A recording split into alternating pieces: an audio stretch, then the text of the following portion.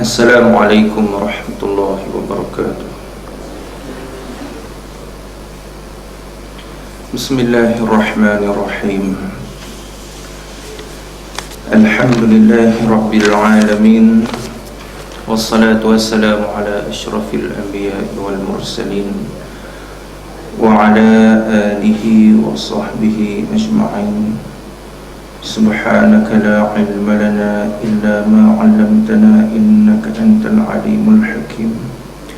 Rabbi shrah li sadri wa yassir li amri wahlul 'uqdatam min lisani yafqahu qawli. Amma ba'du.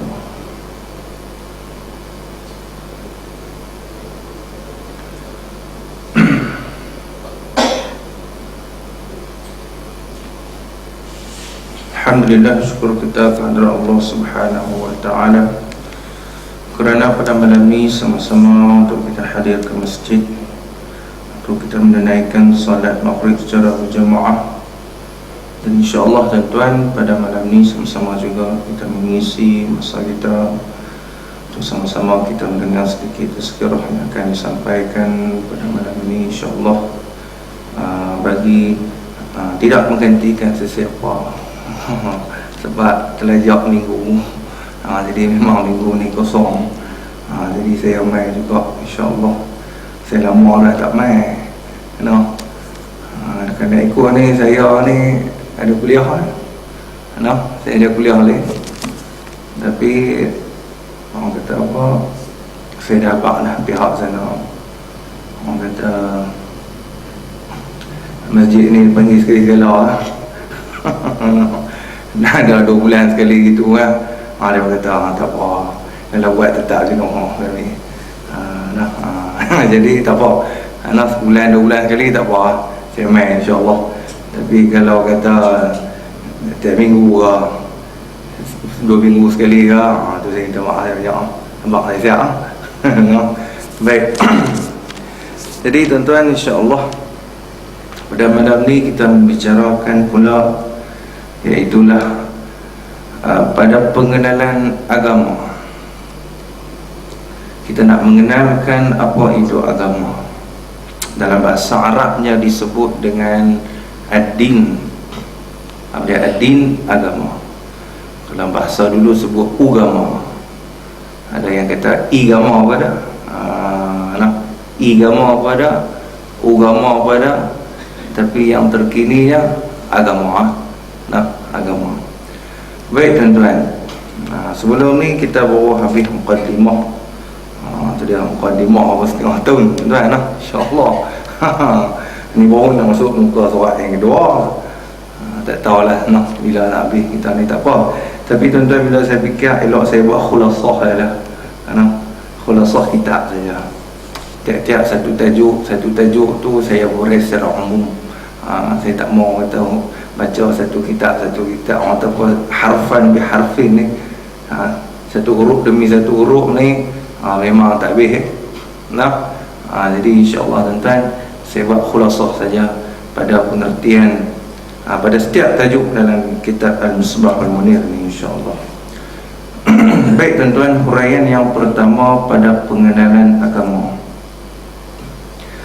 Jadi tuan-tuan, pengarang kitab Al-Misbahul Munir ni tuan-tuan, dalam kita nak mengenal sifat-sifat Allah, dalam kita nak mengenal sifat-sifat Rasul dan sebagainya tuan-tuan, pengarang kitab nak bawa kita ni untuk apa? Untuk kita kenal dulu apa itu agama. Sebab tuan-tuan, kadang-kadang orang tu kenal Tuhan, orang tu mengaji bab fiqh dan sebagainya, orang tu belajar ilmu tasawuf, tapi bila sebut bab agama, bila tanya hang apa yang hang tahu pasal agama, tak tahu. Agama ni sembahyang, agama ni puasa, agama ni segala amal ibadat yang kita buat, itulah agama. Itu dia. Padahal tuan-tuan, hakikat agama tu bukan yang tu. Bila kata sebut agama, bukan sembahyang, bukannya puasa, bukannya haji dan sebagainya, bukannya zakat. Tapi yang kata agama tu apa dia? Itu dia. Sebab itulah tuan-tuan, kalau tersebut juga dalam kitab Hasyiah Al-Baijuri ala Matn Jawharat Tauhid oleh Imam Al-Baijuri rahimahullah ta'ala, menyebutkan apa maksud agama. Ad-din, ini katakan ad-din tu apa dia? Ma syara'ahu Allahu ala lisanin nabiyhi minal ahkam. Sebelum ni saya sebetar dah tuan-tuan, tu secara umum saya sebetar. Ni kita detailkan sikit, detailkan sikit insya-Allah. Apa dia? Iaitulah ma syara'ahu Allahu, iaitulah perkara yang disyariatkan oleh Allah Subhanahu wa taala ala lisanin nabiyhi, atas lidah Nabi Muhammad sallallahu alaihi wasallam, minal ahkam, daripada segala hukum-hukum syarak. Minal ahkam, yakni daripada segala hukum-hukum. Apa maksud dia tuan-tuan? Iaitulah yang disebutkan dengan ad-din tu apa dia? Al-ahkam, hukum-hukum. Mana dia hukum-hukum tu? Hukum-hukum syarak, ataupun dinamakan juga dengan hukum-hukum taklifiyah. Mana dia hukum syarak? Mana dia hukum taklifiyah? Iaitulah 5 perkara. Iaitu yang pertama apa dia tuan-tuan? Wajib. Yang kedua sunat.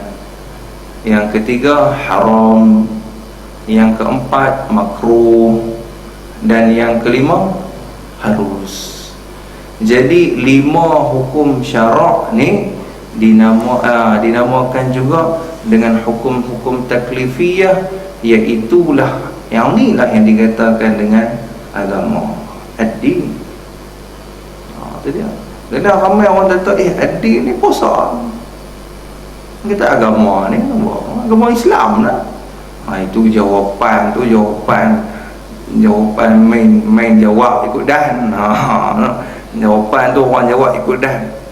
Tapi kalau orang yang ada ilmu, orang yang belajar apa yang dimaksudkan dengan agama, senang kita faham. Kita kata apa? Agama tu apa dia? Agama itu ialah hukum syarak yang 5. Agama tu apa dia? Agama tu wajib, sunat, haram, makruh, harus. Aku habis ta'ti nak takrif dalam bahasa Arab tu. Ma syara'ahu Allahu ala lisanin nabiyhi minal ahkam. Kuasa yang tu ta'ti nak apa? Tahu abang itu pun tak apa dah. Maknanya kita reti dah apa yang dimaksudkan dengan agama. Bila orang kata ad-din tu dia ad-din. Agama tu apa dia? Wajib, sunat, haram, makruh, harus. Habis, selesai. Sebab itulah tuan-tuan, bila dikatakan ad-din itu agama,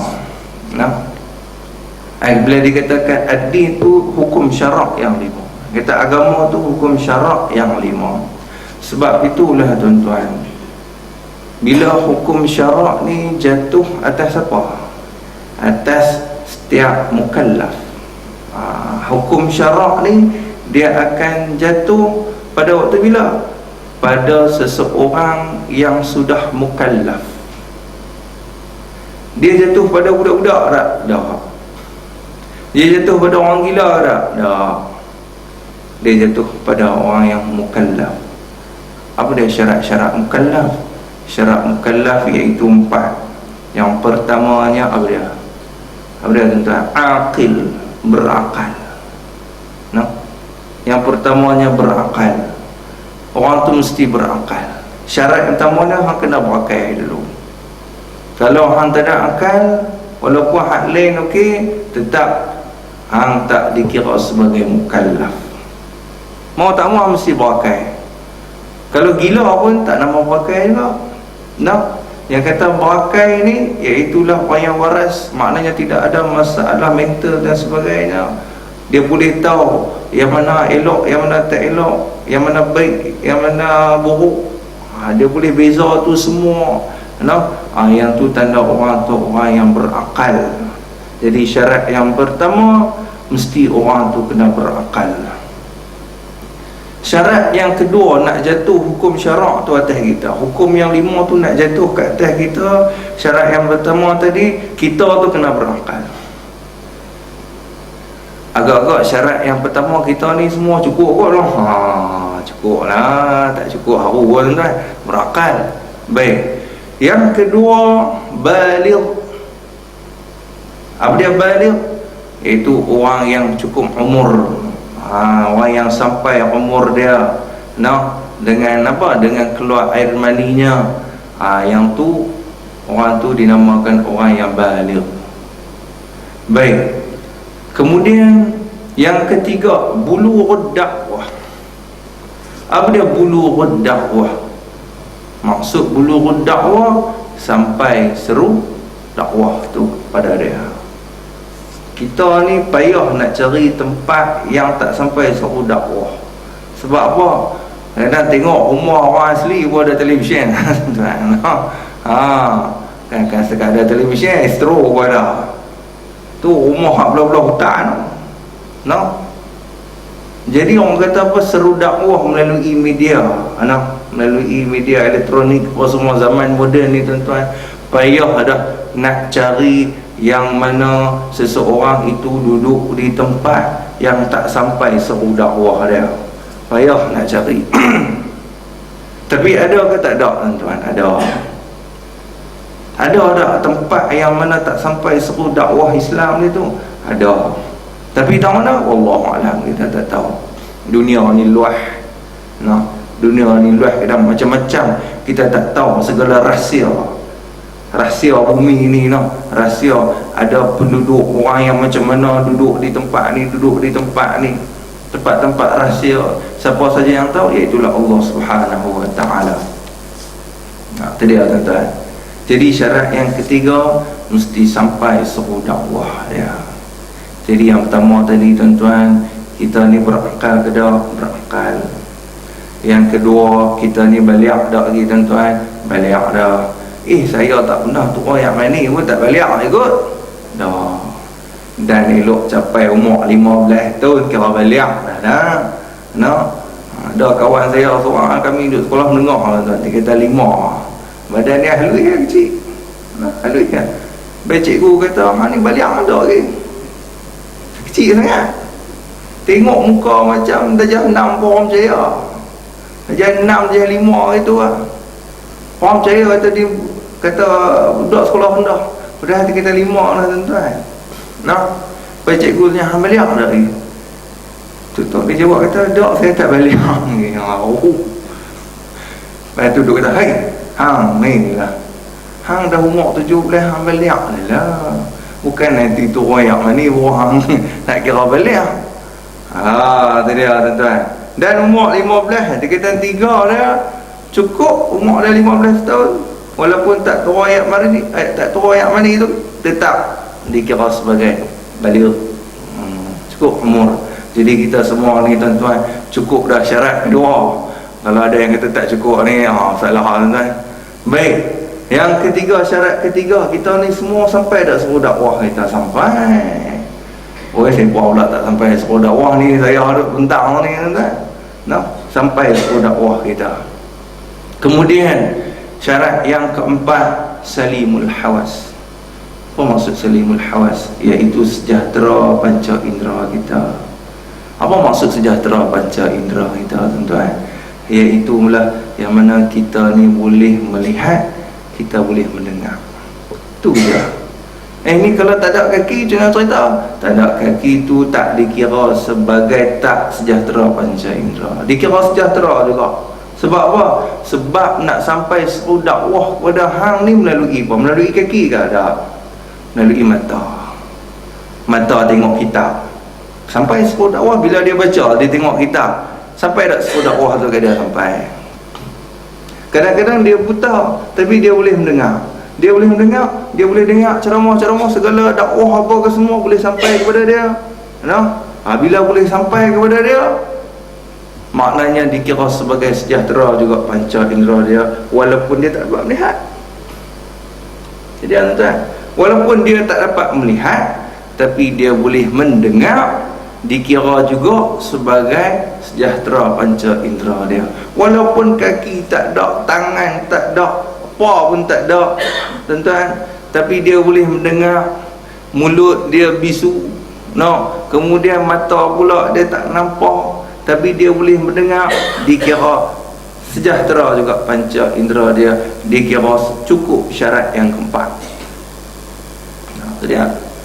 Jadi tuan-tuan, bila ada 4 syarat ni, nah, bila ada 4 syarat ni kat atas kita, barulah ad-din, hukum agama. Orang kata apa? Hukum syarak yang 5 tu jatuh timpa atas kita. Jatuh timpa atas kita. Bila jatuh timpa atas kita, tuan-tuan, segala apa yang kita buat, lah ni kita duduk, saat lagi kita nak menyembang, saat lagi kita nak diri ambil semayang, saat lagi kita nak pakai slipper, saat lagi kita nak naik kereta, saat lagi kita nak start enjin kereta, apa semua perbuatan yang kita buat, semuanya hukum syarak, iaitu ad-din tu, semua akan sangkut paut dengan kita, semua akan berkait dengan kita. Kita duduk di sini, tuan-tuan, apa hukum kita duduk di sini? Apa hukum duduk di masjid ni? Kita duduk dengar ngaji, apa hukum dia? Wajib lah, ya? Wajib menuntut ilmu. Sebab itulah Nabi SAW bersabda, talabul ilmi faridatun ala kulli muslimin wa muslimatin. Menuntut ilmu itu faridatun, jadi satu kefarduan, satu kewajipan, ala kulli muslimin, ke atas tiap-tiap orang Islam lelaki, wa muslimatin, dan juga orang Islam perempuan. Ni kita mai duduk ngaji ni, tuan-tuan, hukum dia wajib. Selagi mana kita tak mencapai tahap fardu ain ni, fardu ain kita tak lepas lagi, tuan-tuan. No, banyak lagi ilmu fardu ain yang aku tak tahu, maka wajib kita kena hadir main ngaji. Jadi kita duduk di sini, tuan-tuan, hukum dia wajib. Itu dia. Tambahan pula kita belajar ilmu apa? Ilmu tauhid. Tambah kita belajar ilmu tauhid pula. Ilmu nak mengenal Allah. Ilmu yang paling mulia di sisi Allah. Tak ada ilmu lain, tuan-tuan. No. Mailah sejuta ilmu sekalipun, nah, kalau nak dibandingkan dengan ilmu tauhid, habis semua kalah lagak. Pasal apa? Pasal ilmu tauhid ni dia berkait dengan pencipta, berkait dengan Allah Subhanahu wa taala. Sebab maudhu'nya, tajuk-tajuknya berkait dengan yang paling mulia. Apa yang paling mulia? Iaitu Allah Subhanahu wa taala. Bila ilmu ni berkait dengan yang paling mulia, maka ilmu ni pun dikira sebagai ilmu yang paling mulia. Itu dia, ilmu yang paling mulia juga. Itu pun, tuan-tuan, kadang-kadang kita ada setengah orang mengabaikan belajar ilmu tauhid. Tak apa nak ambil tahu ilmu tauhid. No, kadang-kadang sifat-sifat Allah pun tak apa nak reti, tak apa nak ambil tahu, ambil bila. Yang penting kita semayang, yang penting kita beriman. Yang tu lah, tuan-tuan, kita. No? Habis tu, apa tujuan ulama karang kitab banyak-banyak? Apa tujuan ulama buat manhaj, buat kaedah-kaedah yang mana kita ni boleh faham, nak kenal Allah Subhanahu wa taala tu macam mana melalui sifat-sifat dia. Nak tahu yang kata sifat wujud Allah Ta'ala tu macam mana. Ulama urai pula, kaji pula macam mana kita nak kenal sifat qidam Allah Ta'ala, nak kenal sifat baqa Allah Ta'ala. Tu, tuan-tuan, kita tak payah apa-apa kita nak ambil tahu semua tu. Tengok Quran pun kita boleh kenal Tuhan. Wa huwas sami'ul basir. Allah Ta'ala itu maha mendengar lagi maha melihat. Cukuplah kita tahu Allah Ta'ala itu maha mendengar, boleh maha melihat. Baik, tanya pula Allah Ta'ala mendengar tu macam mana? Allah Ta'ala ada telinga, dia boleh dengar. Tak ada telinga, dia nak dengar macam mana? Tu dia, macam tu pula. Oh, jadi hang faham agama ni Allah Ta'ala dengar dengan telinga. Mana boleh dengar tak ada telinga? Itu dia. Tu orang yang tak mengaji. Sebab tu ulama buat apa? Buat satu ilmu. Nak tahu yang kata sifat sama Allah Ta'ala. Allah Ta'ala tu maha mendengar. Macam mana yang kata maha mendengar? Macam mana yang kata maha melihat? Kita duk baca Allahu la ilaha illa huwal hayyul qayyum. Al-hayyu yang maha hidup, Al-qayyum yang maha berdiri dengan sendiri. Baik, kalau kita setakat faham dalam Quran saja tuan-tuan. Baik, nak tanya Al-qayyum maha berdiri dengan sendiri tu, macam mana yang kata Al-qayyum maha berdiri dengan sendiri? Dia boleh berdiri dengan dia dengan sendiri lah. Boleh berdiri daripada duduk, lepas tu kemudian dia berdiri, dia boleh berdiri sendiri. Lebih kurang macam kita boleh berdiri sendiri lah. Itu dia. Apa maksud Al-qayyum? Sebab itulah ulama menghuraikan maksud Al-qayyum, iaitulah sifat qiyamuhu binafsih. Allah Ta'ala itu berdiri dengan sendirinya. Apa maksud dia? Apa maksud dia tuan-tuan? Tuan-tuan mengaji, tuan-tuan kuliah sini tidak malam. Al-qayyum yang maha berdiri dengan sendiri. Apa yang ulama hurai tentang maksud diri dengan sendiri? Iaitulah Allah Ta'ala tidak berhajat kepada zat, dan Allah Ta'ala tidak berhajat kepada yang menjadikan dia. Sebab tu kata Al-qayyum.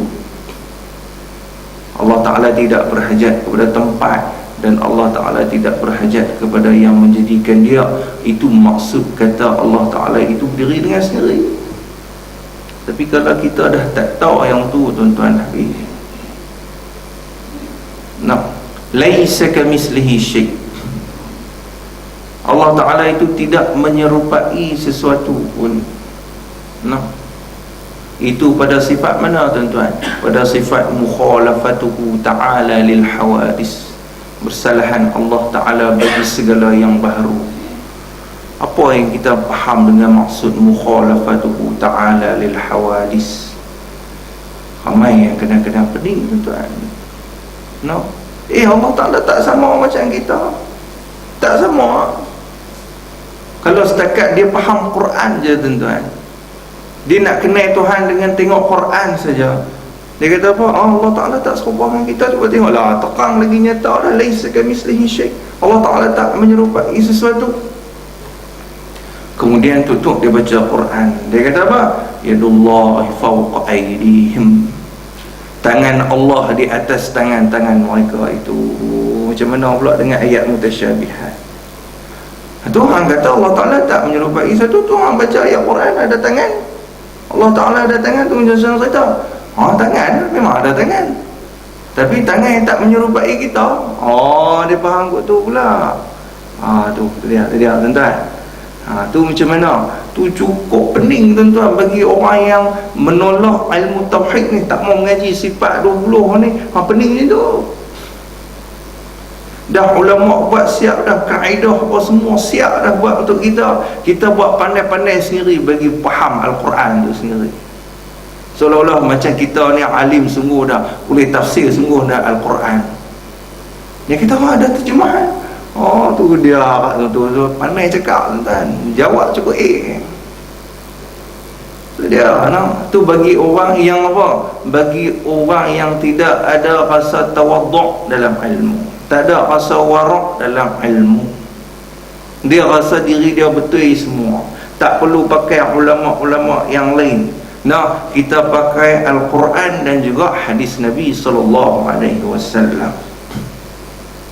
Orang yang macam ni tuan-tuan, orang ni bukan Ahlus Sunnah wal Jamaah, bukan daripada golongan Ahlus Sunnah wal Jamaah. Bukan dia.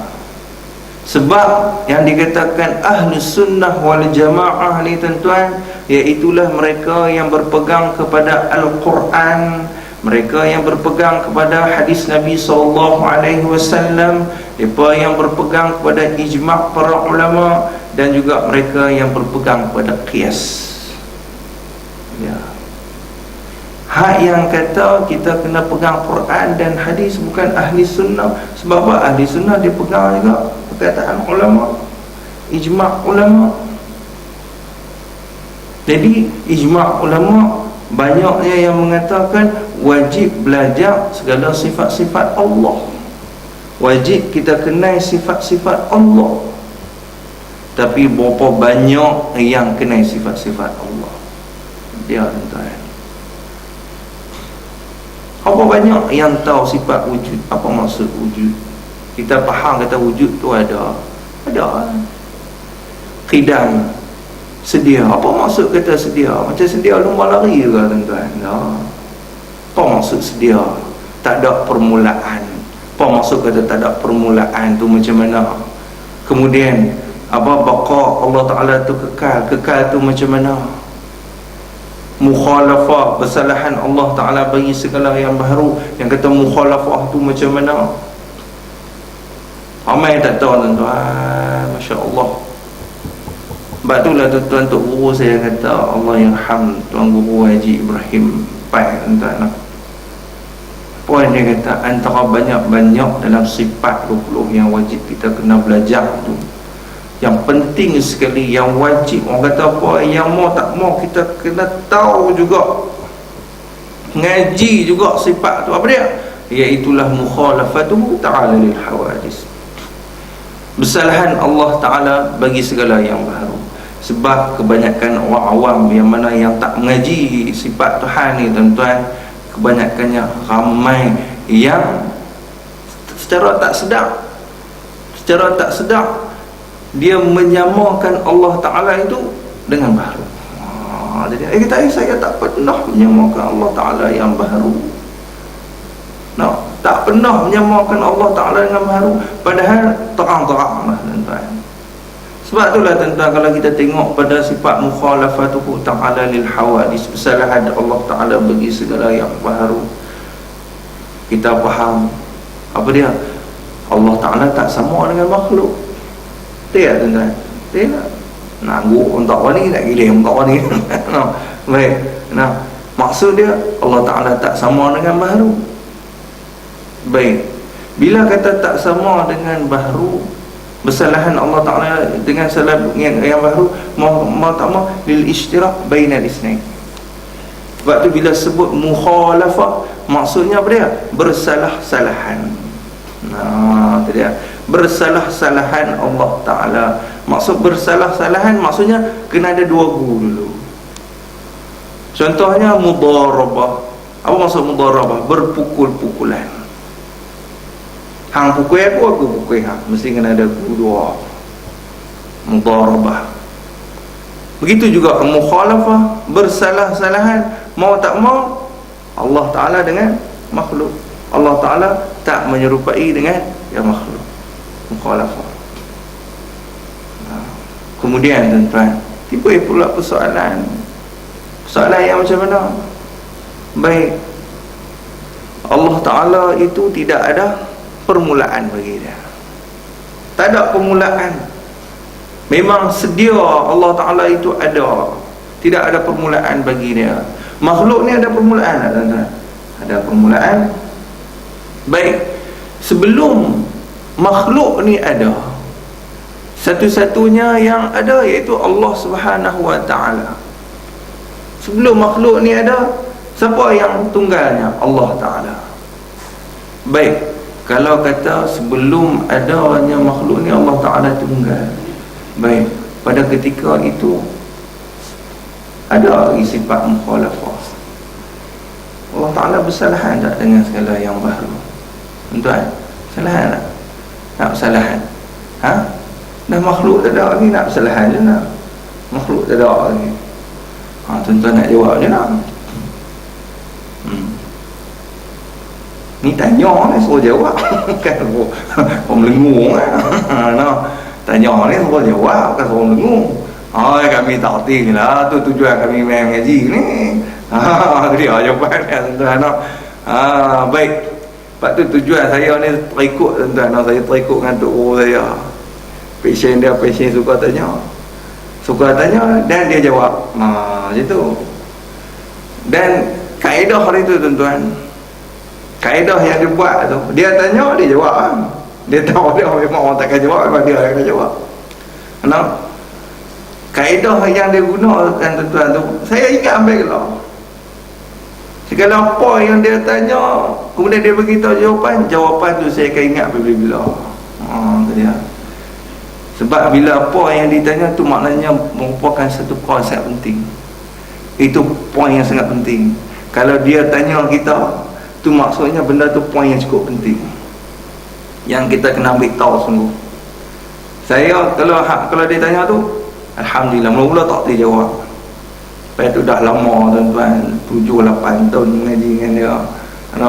Lepas tu bila dia tanya, tahu lah.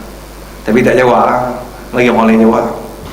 Tapi dalam hati tu, aku tahu jawapan dia. Lagi dia tanya lah, tahu dah. Pasal apa? Dia tanya benda hak sama juga. Benda hak dulu juga dia tanya. Kemudian nak tengok kita ni ingat ke tak? Macam tu lah tuan-tuan, saya akan mengajar di Camp Ruby tu macam tu lah. Saya tanya satu-satu, seorang-seorang saya tanya, apa dia maksud jirim tu, apa dia arat tu, apa dia baharu tu, apa dia mungkin tu, apa dia. Saya tanya satu-satu tuan-tuan, biar takut-takut nak buat macam mana. Bukannya saya nak rendah lah. Jadi tanya tuan-tuan, alhamdulillah mereka boleh. Bila saya tanya ke dia, kemah jawab tuan-tuan, ingin tertera tu. Boleh jawab pun kemah. Saya tahu. Saya tahu. Cerita sebab apa? Sebab kita bagi jawapan kat dia sebelum tu dah. Dan dia tahu apa dia poin dia dah. Sebab itulah tuan-tuan, bila kata orang kata sebelum adanya makhluk, adakah ada lagi sifat mukhalafah Allah Ta'ala? Kalau kata ada sifat mukhalafah Allah Ta'ala, Allah Ta'ala nak bersalah dengan siapa? Makhluk apa pun tak ada lagi. Allah Ta'ala nak bersalah dengan siapa? Sebab itulah tuan-tuan, ulama menghuraikan. Tu tujuan ilmu tauhid ni. Tujuan ilmu tauhid ni tuan-tuan, nak tengok apa huraian ulama bila berlaku orang kata apa kemuskilan. Baik, huraian ulama bila sebut kata macam tu tuan-tuan, bila sebut kata bersalahan Allah Ta'ala bagi segala yang baharu, itu maksud dia apa dia? Iaitulah zat Allah Ta'ala itu bukan jirim, dan sifat Allah Ta'ala itu bukan tuan-tuan, bukan Arab. Apa dia pula dah jirim, apa dia pula dah harat, tak tahu pula dah jirim, apa dia harat tu, apa dia. Baik tuan-tuan, bila sebut kata jirim, apa maksud jirim?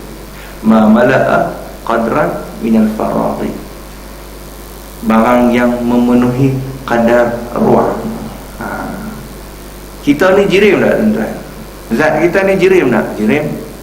Sebab kita apa? Kita memenuhi ruang. Ayak jirim tak? Ayak pun jirim. Tiap-tiap benda yang ketui ni tuan-tuan, semua jirim belaka. Ataupun tiap-tiap benda yang boleh dirasai oleh panca indera kita, semua jirim belaka. Bunyi tuan-tuan, bunyi tu jirim ke tak? Jirim sebab boleh dengar dengan telinga, boleh dengar dengan panca indera kita. Rasa tu jirim tak? Jirim sebab kita boleh rasa dengan lidah kita, manis, masin, apa ke semua.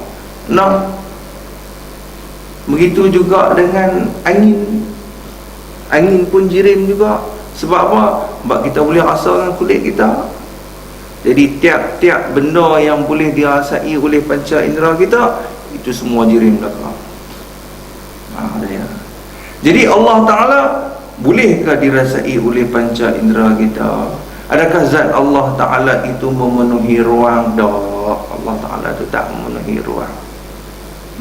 Zat Allah Ta'ala bukannya macam kita, bukannya jirim.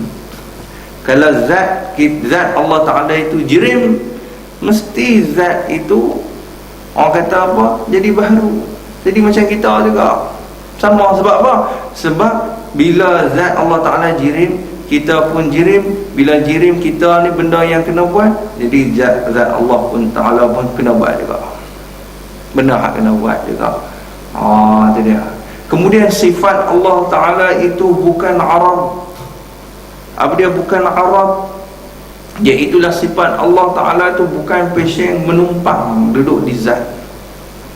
Macam apa? Macam merah duduk di cili tu, no? Macam putih duduk di kapas tu, duduk tenggek duduk atas kapas tu. Bukan passion duduk menumpang macam tu. Kalau duduk menumpang macam tu, menunjukkan kata zat Allah Ta'ala tu jirim pula. Pasal kita ni, kita sifat kita Arab, sifat kita menumpang duduk atas kita. Sifat yang duduk menumpang atas kita tu orang panggil Arab. Jadi sifat Allah Ta'ala macam tu tak? Tak. Jadi bila kita faham yang kata mukhalafatuhu ta'ala lil hawadith, kesalahan Allah Ta'ala bagi segala yang baharu, maksudnya zat Allah Ta'ala itu bukan jirim, sifat Allah Ta'ala itu bukan Arab, bukan nanti ada makhluk.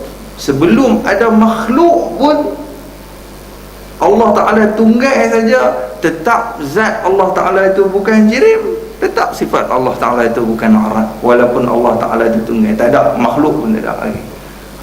Itu dia, itu maksud yang disebutkan sebagai mukhalafatuhu ta'ala lil hawadis.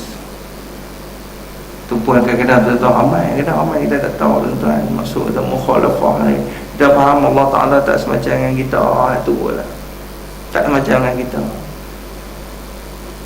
Sebab itulah tujuan kita tuntut ilmu ni tuan-tuan. Penting, cukup penting kita menuntut ilmu. Sebab itulah tuan-tuan, bila kita belajar benda-benda yang wajib, maka kita duduk, perbuatan duduk ni pun wajib juga. Jadi wajib juga. Kita nak berjalan, walaupun tak duduk lagi, tapi kita baru jalan naik kereta.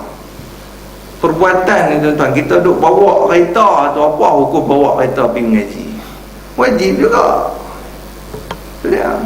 Bawa kereta, perbuatan bawa kereta tu wajib. Jatuh hukum ke atas kita. Sebab tu kata agama ni takkan berpisah kepada kita selagi mana kita ni mukallaf. Agama takkan sama sekali berpisah dengan kita.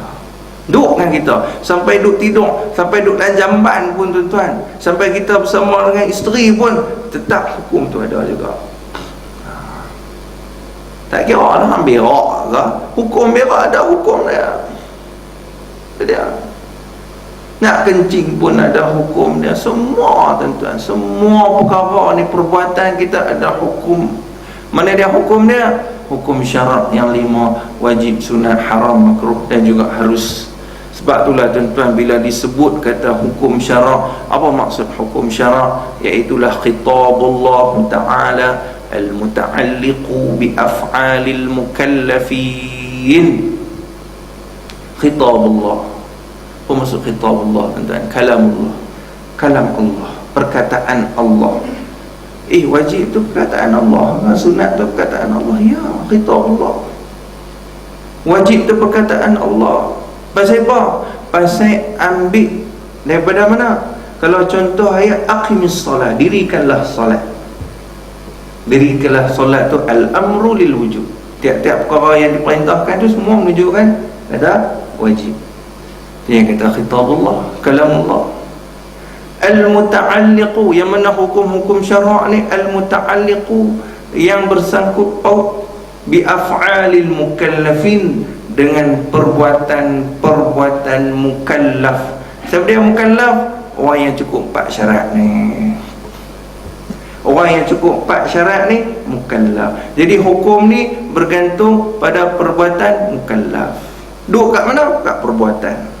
Bila kita buat je, kita buat sesuatu, hukum duduk jatuh kat kita. Kita duduk saja, duduk saja perbuatan juga duduk saja. Nak kita duduk dengar mengaji ni, duduk saja, duduk perbuatan tu. Lepas tu tak boleh lari mana tuan-tuan. Nak makan pun ada hukum. Allah tak boleh pisah.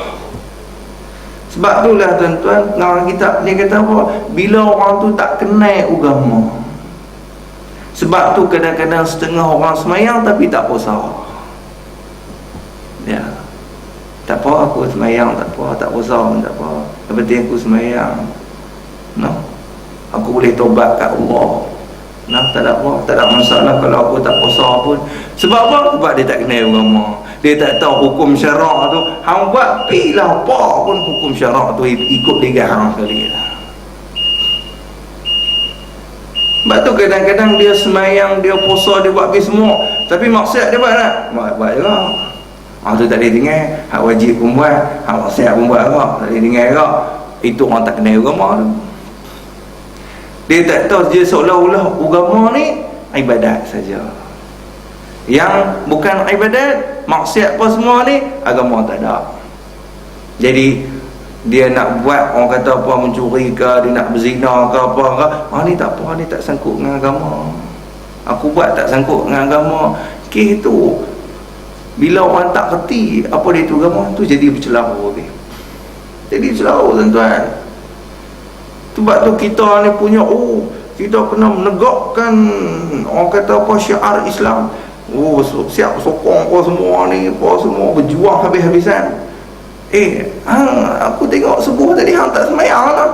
Tak apa, buat macam mana, aku tak larat. Padahal berjuang nak bab hukum Allah ni, berjuang sungguh-sungguh. Tapi semayang 5 waktu pun tak cukup. Sebab apa? Tak kenal agama. Dia tak tahu agama tu hukum syarak. Dia tak tahu segala apa yang dia buat tu berkait dengan agama. Boleh faham tak tuan-tuan? Tu dia punya pentingnya pengetahuan kita tentang apa itu agama. Sebab kalau kita tak tahu apa itu agama, habis celaru tuan-tuan. Sebab tu kadang-kadang kita tengok orang perempuan tutup aurat, pakai tudung cukup elok, tapi mai tang bawah nampak sendat balik. Sebab apa? Sebab dia tak kenal agama tu dia. Bagi dia tutup pakaian tu tak apa dah. Bagi dia pakai tudung tu dah memadai, cukup dah. Dia tak tahu tuan-tuan. Bila dia tahu kata agama tu ialah hukum syarak yang bersangkut dengan perbuatan dia, walaupun hang pakai atas tu elok, badan mai tang badan tu pakaian tu tak elok, tetap hukum dia haram juga. Dia tu semua berlaku di atas sebab apa? Sebab tidak tahu apakah itu agama. Jadi malam ni tuan-tuan, kita nak kenal agama. Kita nak kenal agama. Apa itu agama? Semayang, puasa, zakat, haji dan semua tuan-tuan, itu bukannya agama, tapi ialah perkara yang berkait dengan agama. Perkara yang berkait dengan agama. Contoh semayang 5 waktu. Semayang 5 waktu berkait tak dengan agama? Berkait tahu tak? Wajib. Hukum dia wajib. Berkait dengan agama. Begitu juga dengan semayang rawatib ke, semayang tahajud. Berkait tak dengan agama? Berkait. Sebab apa? Sebab sunat. Sunat tu agama, dia berkait. Sebab tu bila kata soal amal ibadat tu bukan diri agama tu sendiri, perkara yang berkait dengan agama. Tiap-tiap perkara yang berkait dengan agama, tak kira bukan nanti amal ibadat saja, hak maksiat pun, hang zina ke, hang judi ke, hang riba ke, apa ke, tu semua perkara yang berkait dengan agama. Tak boleh lari. Tak boleh lari kita tuan-tuan. Sebab apa? Sebab dia bergantung pada perbuatan mukallaf. Lepas tu Tok Guru saya kata, bila dah bergantung pada perbuatan mukallaf, lepas tu Tok Guru saya kata apa? Sebab tu lah rokok, orang kata apa, arak tu tak haram. Kes tu yang babi pun tak haram. Saya dengar pun pening tuan-tuan. Ni Tok Guru bawa ajaran apa pula ni? Arak tak haram siapa? Siapa pula babi tak haram siapa pula? Dan Tok Guru saya kata, kalau arak tu haram, babi tu haram, akhirat besok tengalung botol arak tu masuk api neraka. Tengalung botol arak tu masuk api neraka. Ambil babi tu masuk humban, masuk api neraka. Pasal apa? Haram. Jadi saya dengar apa? Macam mana? Lepas tu baru dia bagi tahu apa dia hukum haram. Haram ni termasuk dalam hukum syarak. Bila kata hukum syarak, apa takrif hukum syarak? Iaitulah yang bersangkut paut dengan perbuatan mukallaf. Arak tu perbuatan ke, arak tu benda ke? Arak tu benda, babi tu binatang. Perbuatan ke tu? Bukan perbuatan. No. Habis tu siapa orang kata arak haram? Arak haram sebab dia minum arak tu yang haram. Tu dia. Perbuatan minum. Kalau arak tu duduk ujung tu saja ya botol dia ya. Haram tu jatuh kat dia ke? Dah, haram tu tak jatuh kat dia. Pasal haram ni duk kadang perbuatan. Kita pergi teropah ambil ayak arak tu pergi minum. Pergi langgah minum. Tu yang jadi haram. Sebab apa? Minum tu perbuatan. Dia faham lah. Tu dia. Begitu juga dengan babi. Pasal tu saya kata pasal apa babi? Dia kata babi tak haram. Saya berheran, pasal apa kata babi tak haram? Pasal babi tu binatang, bukannya perbuatan. Kalau kata babi tu haram, tu kata akhirat besok balik tengalung babi tu masuk Nabi neraka. Sian babi tuan-tuan. Babi duduk lautan, rekod-rekod dia lautan, duduk cari makan, tutup pergi kata haram kat dia. Dia tu haram, dia nak berak pun haram, dia buat apa pun haram. Dah hampa kata babi itu haram. Haram tu dia haram makan. Haram makan babi. Itu dia, tu yang haramnya. Haram duk kat mana? Duk kat perbuatan kita, bukan duk kat babi tu. Haram duk kat mana? Duk kat perbuatan minum kita, bukan duk kat arak tu.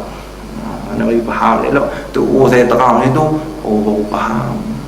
Patut dia kata arak tu tak haram, babi tu tak haram. Rupanya yang haram tu dia haram minum arak. Tapi tuan-tuan, kalau kita waktu tengok orang kata arak tu haram lah. Haram. Orang kata cakap mudah. Arak haram. Haram apa? Haram minum lah. Tapi kita cakap mudah, hanya kita kata apa? Arak tu haram lah. Tapi haram apa? Haram minum. Babi tu haram tu.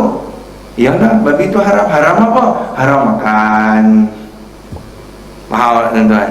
Cuma kita cakap mudah babi tu haram. Haram apa? Haram. Tapi orang kata tak cakap lah haram, babi tu haram dimakan. Jadi panjang pula ayat itu. Cuma kita kata babi tu haram, arak tu haram, cakap mudah saja tuan-tuan. Tapi cuma saya nak bagi tahu ni tuan-tuan, supaya tuan-tuan kena faham. Kadang-kadang bila kata babi haram, apa yang kita faham? Kita faham haram tu duduk kat babi. Betul tak tuan-tuan? Kita duduk kata arak tu haram. Kita apa yang kita faham? Kalau orang yang biasa, dia tak tahu apa dia tu agama, dia kata apa? Memang haram tu duduk kat arak tu. Memang kita boleh cakap macam tu. Tapi yang saya nak cerita sini supaya tuan-tuan faham, haram tu duduk kat mana? Hukum syarak tu duduk kat mana? Duduk kat perbuatan. Bukan duduk pada benda. Itu dia no. Bagi reti yang tu tak apa dah. Elok dah lah kita tuan-tuan. Alim dah lah untuk malam ni. InsyaAllah kita reti dah agama tu apa dia, hukum syarak tu apa dia. Itu dia. Jangan angguk saja. Jangan angguk saja. Kita lagi faham elok. Saya kena marah untuk guru saya dulu tuan-tuan. Saya tanya dia. Saya pun duk angguk. Angguk tanya dia pun jawab angguk. Angguk apa? Hang faham ke tak? Faham. Dia tukar kita lah.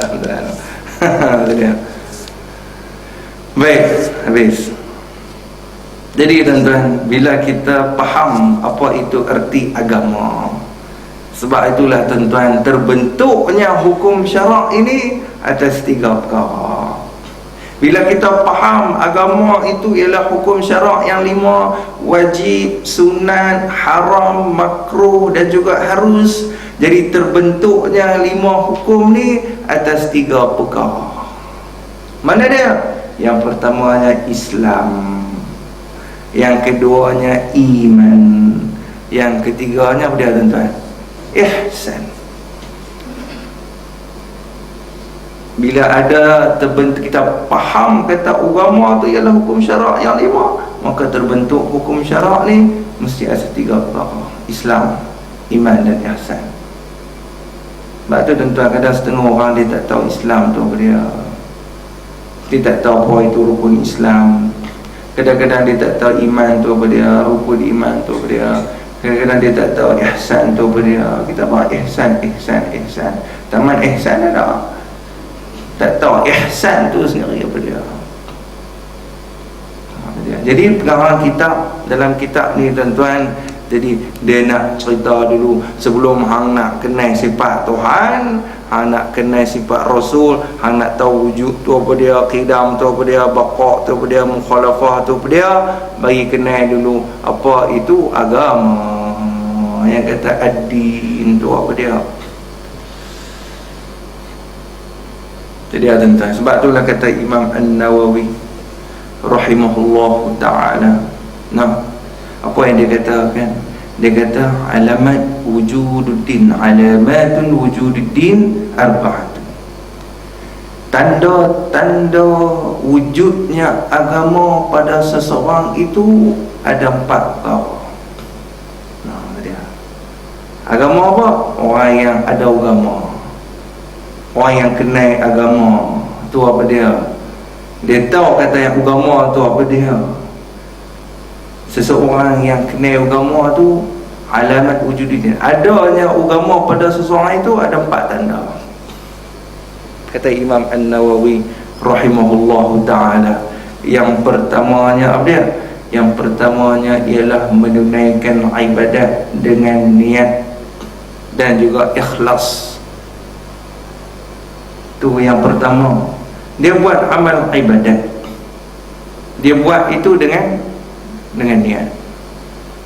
Sebab itulah tuan-tuan, niat tu cukup penting. Niat tu cukup penting. Sebab itulah la tasihun niyyah illa bima'rifatil manwi. Tak sah niat seseorang itu melainkan dia kena tahu apa yang dia niatkan. Kita nak sembahyang 5 waktu tuan-tuan, kita nak sembahyang zuhur, kita niat saja aku sembahyang fardu zuhur 4 rakaat kerana Allah Ta'ala. Bila kita niat, kita kena tahu apa yang kita niatkan. Sembahyang zuhur tu macam mana? Nah, kita kena tahu apa yang ada, hukum-hukum yang ada dalam sembahyang zuhur tu macam mana kita kena tahu. Macam kita nak bayar zakat ke tuan-tuan, kita kena tahu zakat tu apa dia. Jangan main bayar entah mana. Nah, kita tak tahu apa yang kita buat. Kita nak sembahyang solat jenazah ke tuan-tuan. No, kita nak sembahyang solat jenazah. Tak pernah sembahyang solat jenazah ni tuan. Tak pernah sembahyang pun. Tapi dia niat dia tak tahu berapa kali takbir. Ada yang tersebut 4 rakaat lah. Nah, tuan-tuan, punya ni orang 4 kali takbir, dia 4 rakaat. Ada apa macam tu ke? Kemudian duk takbir. Siapa tu imam takbir yang kali? Awak dia terokok. Tu dia. Awak dia terokok. Bila dia buat amal ibadat, dia tak niat, maksudnya dia tak tahu apa yang dia niatkan, sah tak amal ibadat tu? Tak sah. Bila tak sah amal ibadat itu, maknanya orang itu tidak ada tanda kata dia itu ada agama. Dia faham tak? Imam Nawawi kita, orang ni tak ada agama, tak cukup agama dia. Sebab itulah ulama kata, Imam Nawawi kata, apa dia syarat alamat yang pertama, tanda yang pertama apa dia? Iaitulah menunaikan ibadat dengan niat. Kemudian wal ikhlas, dan juga ikhlas. Dia buat amal ibadat tu dengan ikhlas, bukannya dengan niat dia nak menunjuk ke orang, bukannya dia niat dia nak takabur ke orang, nak besar diri ke orang ke, tak ada. Dia buat tu semua dengan ikhlas, dengan niat yang ikhlas. Bila buat dengan ikhlas, insya-Allah maknanya dia dah ada satu tanda di antara tanda-tanda orang yang ada agama. Jadi kita muhasabah diri kita tuan-tuan. Tanda yang pertama tu ada tak pada diri kita? Kalau ada, alhamdulillah. Baik, tengok pula tanda yang kedua. Mana orang kita ada 4. Apa dia tanda yang kedua? Iaitulah menunaikan ibadat yang fardu. Menunaikan ibadat yang fardu. Contoh sembahyang apa? Sembahyang fardu, sembahyang 5 waktu, sembahyang fardu, berpuasa di bulan Ramadan, sembahyang Jumaat tuan-tuan. Nah, apa-apa yang fardu dia buat ke dah. Sebab tu tuan-tuan, kadang-kadang ramai orang yang mengamalkan sunat tapi yang fardu dia tinggal. hak fardu dia tinggal. Macam mana yang kita fardu tinggal? Contohnya qada. Sembahyang qada, tuan-tuan. Sembahyang qada apa hukum dia? Wajib lah, tuan. Pasal apa? Pasal dia meninggalkan yang fardu hak dulu tu, jadi dia nak ganti balik. Bila nak ganti balik tu, apa hukum dia? Wajib. Tapi tak apa lah, sembahyang tu tak apa, aku nak sembahyang sunat lah. Tu lebih afdal. Sembahyang sunat-sunat ni, nak pakai tahajud apa ke semua, tuan-tuan. Padahal subuh banyak dia tinggal. Bukannya tak boleh buat sembahyang sunat, tuan-tuan, tapi jangan langsung tinggal fardu. Jangan langsung tinggal hak mana qada hak kita duk buat sebelum ni kita tinggal. Macam ni orang ni yang tak kena ni. Dia tak buat hak fardu, dia tak buat. Hak mana dia tinggal dulu-dulu ni dia tak buat. Dia tak qada langsung, tuan-tuan. Tak apalah, kita bertaubat kepada Allah Ta'ala. InsyaAllah Allah Ta'ala akan terima taubat kita. Allah Ta'ala akan terima taubat kalau hang berusaha untuk melangsaikan hutang. Tak apa. Sebab semayang bukan boleh buat main. Semayang bukan boleh kita main taubat saja. Bukan kita boleh taubat saja. Tak apa, selesai 10 tahun dulu tu, biar-biarlah. Allah Ta'ala dah ampun dah hak tu. Dah. Selagi mana hang tidak cuba untuk menyelesaikan hutang semayang yang hang tinggal, wajib.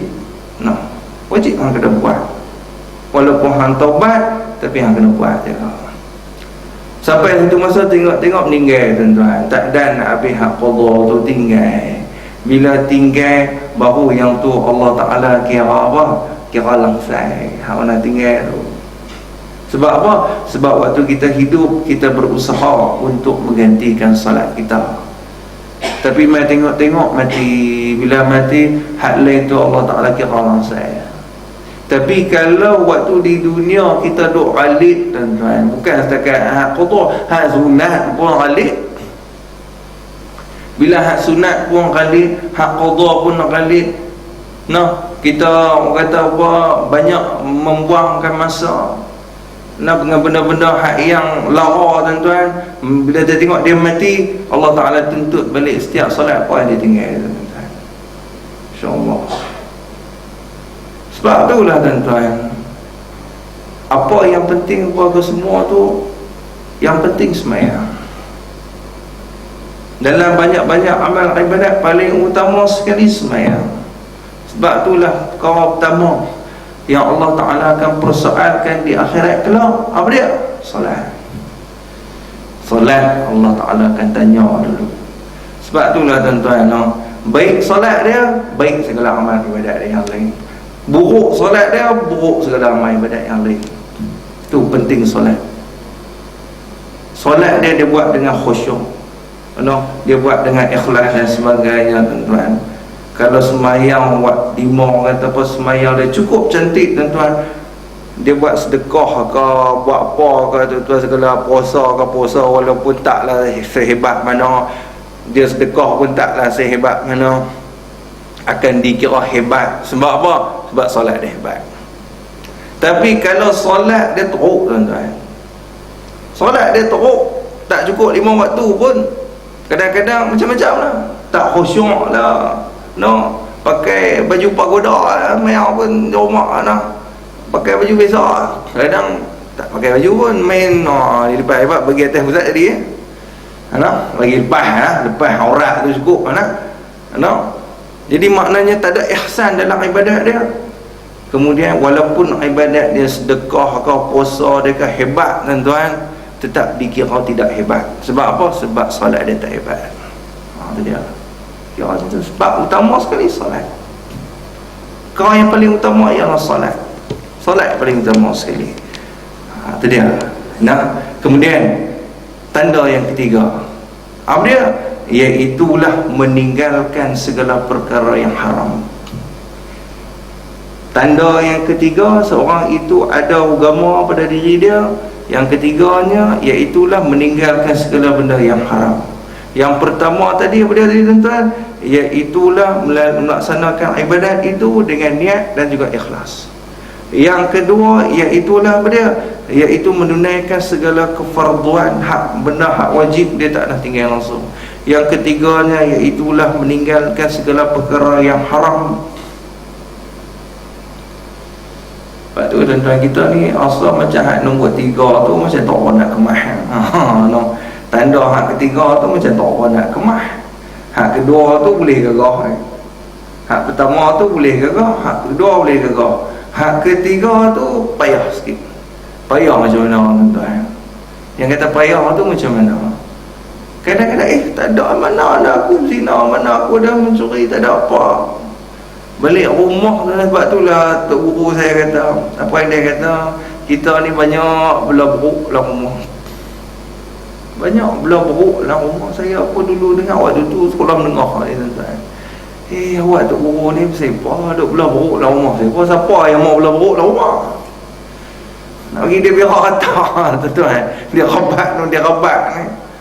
Kita faham macam tu, faham tu kita ni banyak belah buruk dalam rumah tu, saya kata.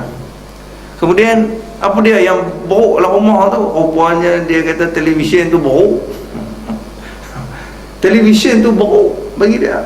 Sebab apa? Sebab dalam televisyen tu lah banyak perkara-perkara yang haram yang kita tengok, tuan-tuan. Tengok orang perempuan tak tutup aurat lah dan sebagainya, tuan-tuan. Wah, hukum dia. No, betul lah juga. No, aku semayang, puasa, buat rumah fardu. Sekali habis semayang, tarawih apa agama, balik rumah, buka televisyen, tengok drama ni, tengok menyanyi hak ni. Betul tak tuan-tuan? Betul.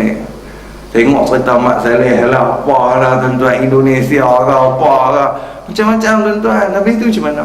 Sebab tu saya kata hak yang ketiga tu payah sikit. Sebab apa? Sebab ada buruk dalam rumah kita. Untuk dia kata ada buruk dalam rumah kita, cukup payah. Payah tuan-tuan. Bila dia kata macam tu, saya duduk terfikir, oh ya Allah, betul lah. Sebab tu kadang-kadang kita banyak lupa ilmu. Sebab apa? Sebab mata kita tak jaga. Sebab itulah Imam Syafi'i rahimahullahu ta'ala, dia lupa ilmu sikit sangat. Lupa ilmu sikit. Sebab apa? Sebab tertengok. Bukan sebab saja-saja nak tengok. Sebab tertengok apa? Tumit perempuan. Sebab tertengok. Kita buka televisyen agak-agak tertengok ke saja nak tengok. Bukan tertengok memang saja nak tengok. Lepas tu kadang kita main tengok, banyak ilmu kita lupa. Banyak ilmu kita lupa. Saya dia tu tampak kata main minggu depan lupa ni, macam saya tahu dah tuan-tuan ni, agak main kuliah seterusnya tanya balik tak tahu, kita ingatlah insya-Allah tuan-tuan. Baik, habis kemudian yang alamat yang keempat, tanda yang keempat apa dia? Iaitulah berpegang dengan akidah ahli sunnah wal jamaah. Tuan-tuan kena berpegang dengan akidah ahli sunnah wal jamaah. Kalau berpegang dengan akidah syiah, rosak binasa tuan-tuan. Berpegang dengan mu'tazilah, rosak binasa. Bukan kita, maknanya orang itu tak ada tanda agama. Berpegang dengan jabariyah ke apa ke tuan-tuan, yang mana bukan ahli sunnah wal jamaah, habis. Mana dia akidah ahli sunnah wal jamaah? Iaitu yang bersumberkan 4 perkara: Al-Quran, As-Sunnah, Al-Ijma' dan juga Al-Qiyas. Sudah 4 ni insya-Allah lah tuan-tuan tergolong di dalam ahli sunnah wal jamaah. Lah ni banyak orang pakai Quran dan hadis ya. Ramai orang tak pegang kata-kata ulama. Sebab tu lah tuan-tuan kadang berlaku ada dalam WhatsApp, dalam grup WhatsApp, main tanya pula dalam grup tu, apa ada tak dalil hukum tentang ni? Aku nak jawab dekat depa hak duk tanya tu. Ada tak dalil hadis? Awak bagilah. Ini pun dalam kitab fiqh ulama cerita. Kitab fiqh ulama cerita. Pendapat ulama ni cerita. Hang buat keluar tu lah. Dak, kena keluar Quran dan hadis juga. Baru boleh jaya. Tu dia tuan-tuan. Kata ulama tu bodoh sangat ke? Takkan dia bawa keluar hukum tu tak ada sumber apa-apa. Kita ni siapa dia tuan-tuan? Kalau kita nak melangkaui pendapat ulama, kita terus nak ambil Quran dan hadis, tak boleh. Sebab tu kita banyak melangkaui para ulama. Dah kitab fiqh ada tak mau rujuk, hang nak cari dalam Sahih Bukhari, hang nak cari dalam Sahih Muslim. Kita ambil banyak sumber. Oh, ni dalam hadis Bukhari ada. Siapa dalam hukum fiqh, kitab fiqh ni kata ni, dalam hadis ni kata ni. Kita nak pakai hal mana? Kita nak pakai hal mana? Mesti orang yang jahil agama, aku pakai hadis lah. Aku pakai hadis lah. Wah, ulama ni dia buat keluar hukum, dia tak pakai hadis kata tu. Dia. Kita ni siapa? Kita ni siapa yang kadang kita nak tengok hadis saja. Kita bukan orang pakar dalam bidang hadis pun. Kadang 10 hadis pun kita tak lepas, tuan-tuan. 10 hadis cuba kita senaraikan berapa hadis kita ingat. Berapa hadis aku ingat. Tak ingat kadang, tuan-tuan. Kadang satu hadis pun kita tak tahu sanad dia. Tak ada. Habis tu macam mana hang kata nak pakai hadis ni? Berapa ulama? Tengok dalam ulama ada hurai siap dah. Ada kaedah hukum siap dah. Tu jadi cecah merbah tu ramai yang tak berpegang dengan akidah Ahlus Sunnah wal Jamaah tu. Hak keempat ni ramai yang tak pegang. Secara tak sedar benarnya dia tak berpegang pada akidah Ahlus Sunnah wal Jamaah pun. Pada awal tu memang dia kata saya ikut akidah Ahlus Sunnah wal Jamaah, tapi dia tak pakai ulama pun. Dia bila tak pakai ulama maknanya bukan Ahlus Sunnah wal Jamaah. Habis dekat tu, tuan-tuan. InsyaAllah ni saya nak cerita tu dulu berkaitan dengan agama. Jadi tuan-tuan kena bagi faham tu insyaAllah, tuan-tuan. Moga kita dapat sampaikan kepada yang lain, dan juga moga kita dapat beramal dengan apa ilmu yang kita dapat pada malam ni insyaAllah ta'ala. Baik, nanti saya rasa setakat itu dulu. Allah subhanahu wa ta'ala a'lam. Bismillahirrahmanirrahim. Alhamdulillahirabbil alamin. Wassalatu wassalamu ala asyrafil anbiya'i wal mursalin wa ala alihi wa sahbihi ajma'in. Allahumma nawwir qulubana bi nuri hidayatik kama nawwartal arda bi nuri syamsika abadan abadan bi rahmatika ya arhamar rahimin. Sallallahu alaihi walhamdulillahi rabbil alamin. Wassalamualaikum warahmatullahi wabarakatuh. Allah